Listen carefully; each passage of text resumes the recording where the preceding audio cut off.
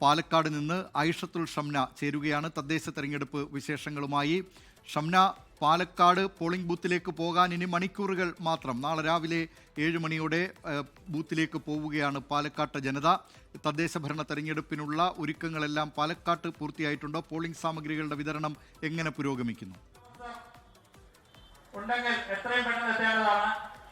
ദിലീപ് കുമാർ, വലിയ ആവേശത്തിലാണ് മൂന്ന് മുന്നണികളും ഉള്ളത്. എന്തായാലും ഈ വോട്ടിംഗ് സാമഗ്രികളുടെ വിതരണം അത് ഇന്ന് 11 മണിയോടുകൂടി തന്നെ തുടങ്ങിക്കഴിഞ്ഞു. ഇപ്പോൾ ഇതാ വോട്ടിംഗ് സാമഗ്രികളുടെ ഒരു വിതരണം നടന്നുകൊണ്ടിരിക്കുകയാണ്.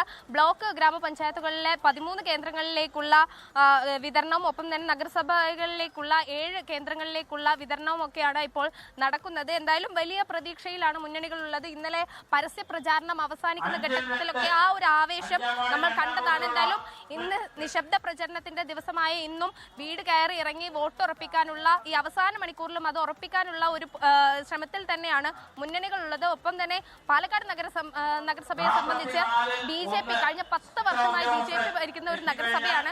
അത് ഇത്തവണ തിരിച്ചു പിടിക്കാൻ കഴിയുമെന്നൊരു പ്രതീക്ഷ UDF-നുണ്ട്. പക്ഷെ ഭരണം നിലനിർത്താമെന്നൊരു പ്രതീക്ഷ BJP-ക്കുമുണ്ട്. BJP-യെ സംബന്ധിച്ച് BJP-ക്കുള്ളിലെ വിഭാഗീയതയാണ് ഇവിടെ ഏറ്റവും കൂടുതൽ ചർച്ച ചെയ്യപ്പെട്ടത്.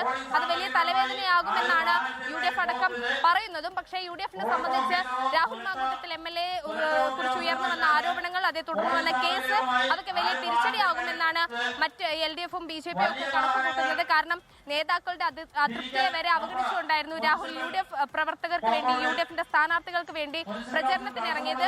മറ്റൊന്ന്, LDF-നെ സംബന്ധിച്ച് CPM CPI തർക്കമാണ്. ഇപ്പോഴും CPI പലയിടത്തും ഒറ്റയ്ക്കാണ് മത്സരിക്കുന്നത്. അത് വലിയ രീതിയിൽ ചർച്ച ചെയ്യപ്പെടുന്നു. അങ്ങനെ മൂന്ന് മുന്നണിക്കകത്തും ചില പ്രശ്നങ്ങളൊക്കെ ഉണ്ട്. പക്ഷെ അതൊക്കെ ഒരു തരത്തിൽ വോട്ടാക്കി മാറ്റാൻ കഴിയുമെന്ന ഒരു വലിയ പ്രതീക്ഷയുണ്ട്. ഒപ്പം തന്നെ ഇന്നലെ പരസ്യ പ്രചാരണം അവസാനിക്കുന്ന ഘട്ടത്തിലൊക്കെ ആ ഒരു ഐക്യം, ഈ മുന്നണിക്കകത്തെ ഒരു ഐക്യമൊക്കെ ഇന്നലെ പ്രകടമായിരുന്നു.